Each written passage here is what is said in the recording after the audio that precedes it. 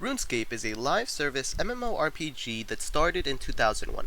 Throughout the years, its creator, Jagex, made a lot of poor decisions and made the community mad.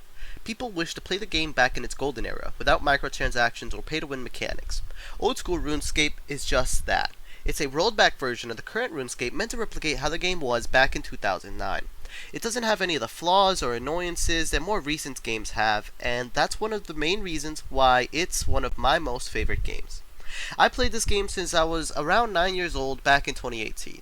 Of course, at the time, I never understood its in-depth mechanics or stories, but I had fun leveling up. However, something I did understand was style. I wanted to look as cool as possible, and that led me down a rabbit hole that I'm still going down today. The firecape was one of the most prestigious items you could wear at the time.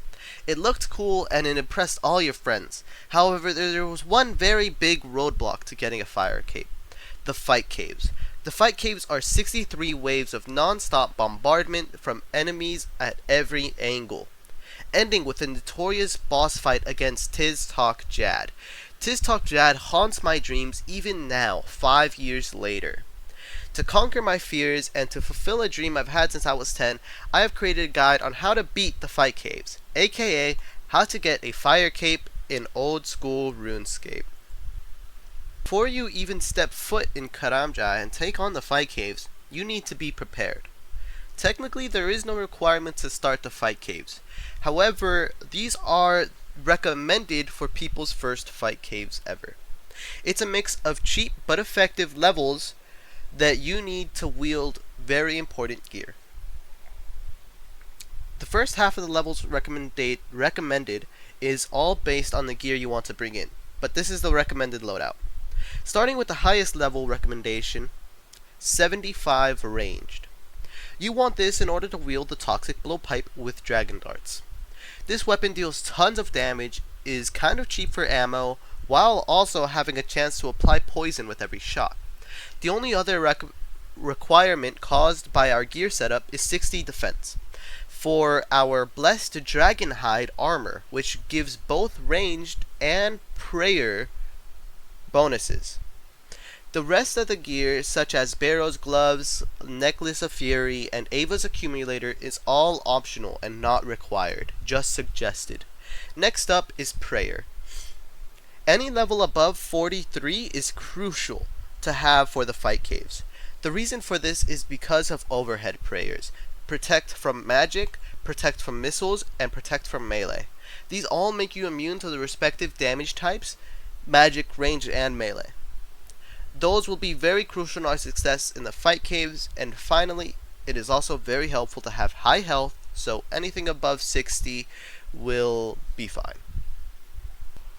There's 63 troublesome waves you will have to face in the fight caves in order to secure a fire cape.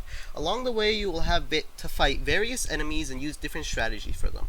This slide is dedicated to all the foes you will encounter and how to overcome them. Starting with bats. They are the first enemy you will come across in the fight caves, and can be quite troublesome even if they don't deal much damage. The reason for that is their ability to drain prayer, and as we went over last slide, prayer is very important to have. Even if they miss, as long as they attempted to attack you, you will lose prayer. Make sure to prioritize bats. After a few waves, a new enemy starts to spawn, the blob. The blob can easily overwhelm people because when you kill its initial form, it splits into two smaller forms of itself. However, the initial blob is pretty easy to deal with because it can be safe spotted.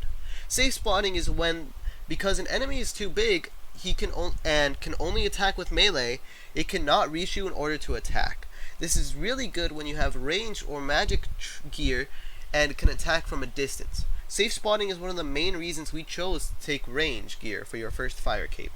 Another reason we chose to take range gear is because the blobs reflect a portion of all melee damage. However, its smaller iterations does lose that reflecting ability. Those can still deal in significant damage. The next enemy is usually when people start to worry a lot about their prayer. The Ranger. As his name suggests, he attacks with range damage, which means he can attack you from anywhere, and you cannot avoid damage unless you use protect from missiles. You are gonna want to prioritize them under bats to continue trying to salvage as much prayer as you can. One of the most infuriating enemies you can face are the healers. As their name suggests, they have the ability to heal themselves and other enemies around them. They only attack with melee and have a very big hitbox, so that makes them very easy to safe spot. You should prioritize them over rangers and bats because they can prevent you from killing those rangers and bats and cost you even more prayer points. Lastly, but certainly not least, is the Major.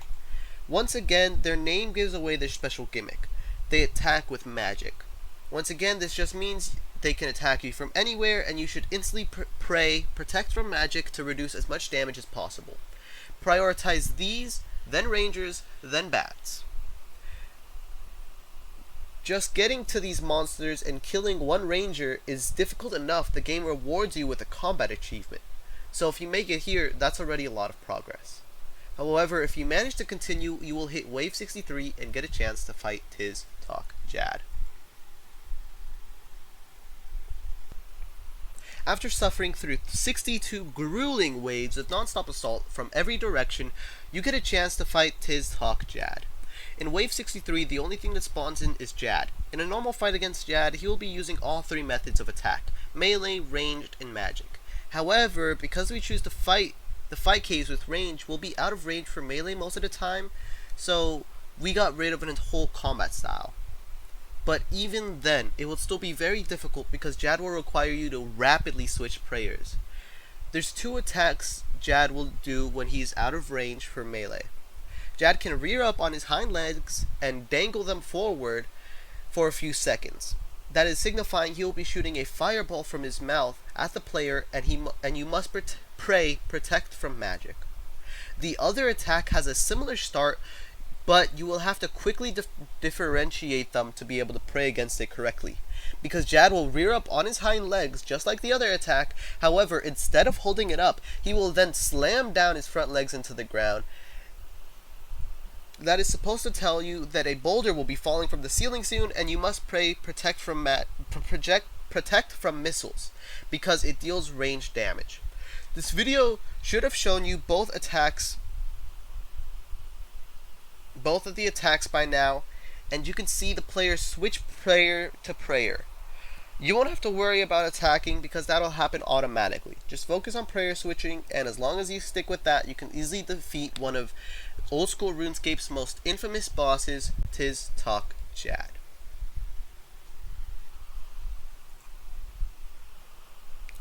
Congratulations! You are now a proud owner of a firecape. Wear it with pride all throughout Gielinor. Thank you for listening to my slides.